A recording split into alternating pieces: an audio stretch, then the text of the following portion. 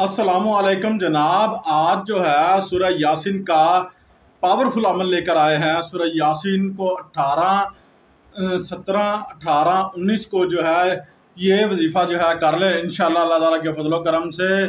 ठीक है ना, बहुत कामिल और बहुत ज़बरदस्त सूरह यासीन का आज वजीफ़ा आपको जो है ना देने जा रहे हैं। ठीक है, और उसके बाद जो भी ज़ुबान से निकल जाएगा वो इंशाअल्लाह अल्लाह ताला के फजल करम से पूरा हो जाएगा। आप जो भी मांगते हैं इंशाअल्लाह वो आपको मिलकर ही रहेगा इंशाअल्लाह।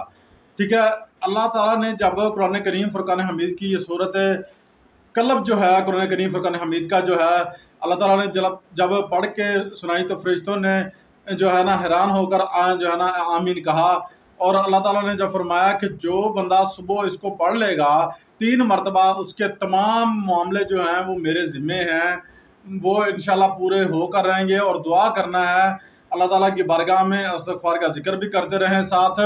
जब तक आप इस्तग़फ़ार का जिक्र करते रहेंगे तो इंशाअल्लाह अल्लाह ताला आपको जो है अल्लाह ताला की रहमतें आप पर नाज़िल होती रहेंगी। 3 दिन ये अमल कर लें, ये चिल्ला सिर्फ दे रहे हैं आपको 3 दिन का। उसके बाद जनाब आप जो है हर दिन साथ साथ दुआ भी करते रहें। आखिर के दिन जो है आपने जो है सारे ने मिल बैठ के घर वालों ने दुआ करनी है। आप जिस मकसद मतलब के लिए दुआ करेंगे अल्लाह ताला के फजल करम से इंशाल्लाह वो पूरा होकर रहेगा। अल्लाह आपका हामी नासिर हो।